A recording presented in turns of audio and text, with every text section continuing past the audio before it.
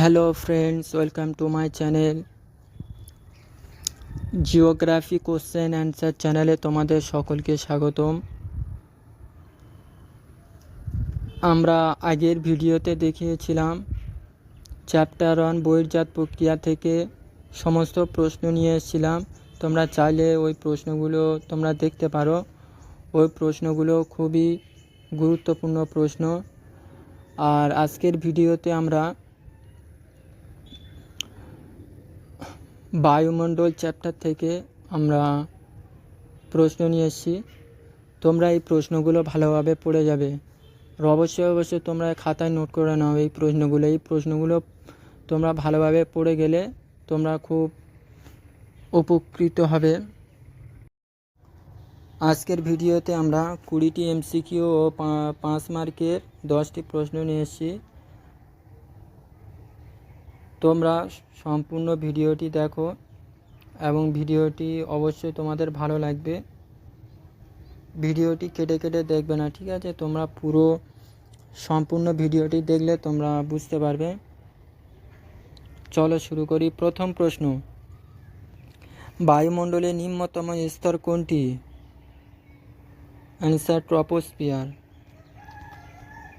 Next প্রশ্ন, বায়ুমণ্ডলে কোন স্তর প্রায় সব আবহাওয়ার ঘটনাগুলোর জন্য দায়ী?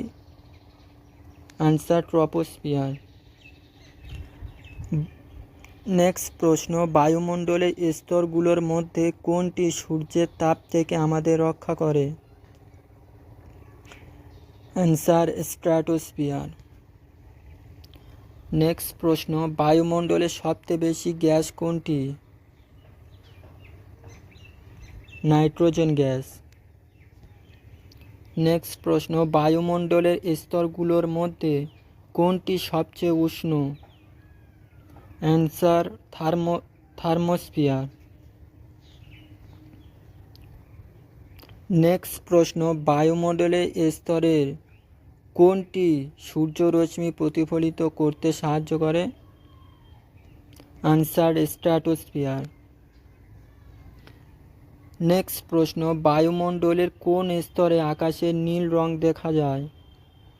Answer troposphere.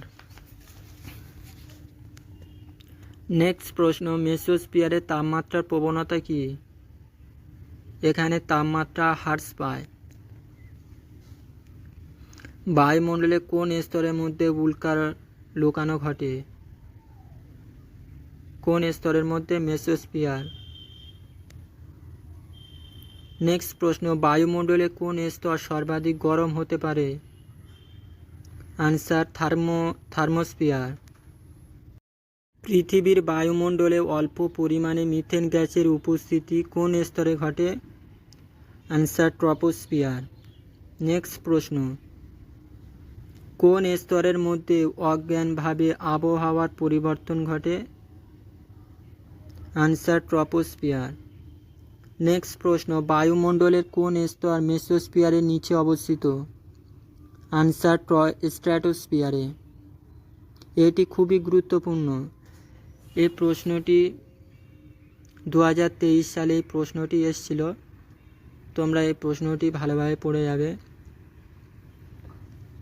নেক্সট প্রশ্ন, বায়ুমণ্ডলের কোন স্তরের মধ্যে আর্দ্রতা বেশি থাকে? Answer troposphere. নেক্সট প্রশ্ন, কোন স্তরের মধ্যে আল্ট্রাভায়োলেট রশ্মির অধিকাংশ শোষিত হয়? কোন স্তরের মধ্যে? অ্যান্সার স্ট্র্যাটোস্ফিয়ারে। নেক্সট প্রশ্ন, বায়ুমণ্ডলে কোন স্তরের উল্কার যাত্রা শেষ হয়? অ্যান্সার মেসোস্ফিয়ারে। নেক্সট প্রশ্ন, বায়ুমণ্ডলে কোন স্তরে অক্সিজেনের ঘনত্ব কম? অ্যান্সার থার্মোস্ফিয়ারে। নেক্সট প্রশ্ন, বায়ুমণ্ডলের কোন স্তরে স্যাটেলাইট কক্ষপথে অবস্থান করে? অ্যান্সার থার্মোস্ফিয়ারে। কোন স্তরের মধ্যে অধিকাংশ মেঘ থাকে? অ্যান্সার ট্রপোস্ফিয়ারে। নেক্সট প্রশ্ন, বায়ুমণ্ডলে কোন স্তরের মধ্যে এক্সোস্ফিয়ার অংশগ্রহণ করে? অ্যান্সার থার্মোস্ফিয়ারে। নেক্সট প্রশ্ন, বায়ুমণ্ডলের আর্দ্রতা ও বৃষ্টিপাতের ধরন আলোচনা করুন। নেক্সট প্রশ্ন, বিশ্বের প্রধান বায়ু প্রভাবের ধরন ও তাদের বৈশিষ্ট্য বর্ণনা করুন। নেক্সট প্রশ্ন, বায়ুমণ্ডলের দূষণ ও এর প্রভাব আলোচনা করুন। এবার আমরা যে 5 মার্কে 10টি প্রশ্ন দিয়েছি সেই প্রশ্নগুলো নিয়ে আলোচনা করব। তোমরা যদি এই প্রশ্নগুলোর উত্তর পেতে চাও তাহলে কমেন্টে বলো, আমি এই প্রশ্নগুলোর উত্তর নিয়ে আসবো আর একটি ভিডিওতে। প্রথম প্রশ্ন, বায়ুমণ্ডলে স্তরসমূহ বর্ণনা করুন এবং প্রতিটি স্তরের বৈশিষ্ট্য তুলে ধরুন। এই প্রশ্নটি 2021 সালে এসেছিল। তোমরা এই প্রশ্নগুলি স্টার দিয়ে রাখো, এই প্রশ্নগুলি খুবই গুরুত্বপূর্ণ। দ্বিতীয় প্রশ্ন, বায়ুমণ্ডলের ক্রম বিকাশের ইতিহাস আলোচনা করুন। এটিও খুবই গুরুত্বপূর্ণ।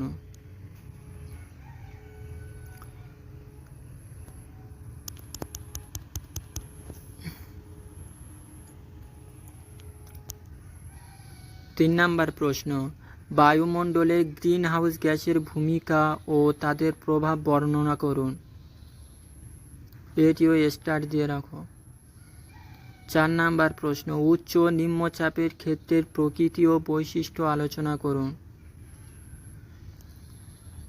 5 নম্বরের কোশ্চেন, বায়ু প্রবাহের ধরন ও তাদের প্রভাবের আলোচনা করুন। এটিও খুবই গুরুত্বপূর্ণ। তোমরা এই প্রশ্নটি ভালোভাবে পড়ে যাবে, এটিও খুবই গুরুত্বপূর্ণ প্রশ্ন।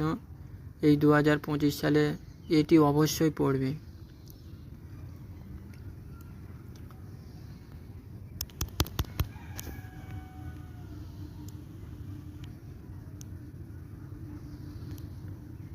এবার 6 নম্বর প্রশ্ন, মৌসুমী বায়ু কী এবং মৌসুমী বায়ুর বৈশিষ্ট্য ও ভূমিকা বর্ণনা করুন। 7 নম্বর প্রশ্ন, বায়ুমণ্ডলের তাপমাত্রার শ্রেণীবিভাগ এবং এর বৈশিষ্ট্য আলোচনা করুন।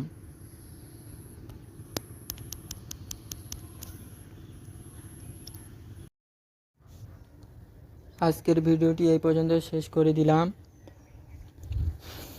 এর পরের ভিডিওতে আমরা বায়ুমণ্ডল নিয়ে আলোচনা করব। যারা এই চ্যানেলটিকে সাবস্ক্রাইব করেননি সবাই একটু সাবস্ক্রাইব করে দিন। চলো দেখা হবে এর পরের ভিডিওতে।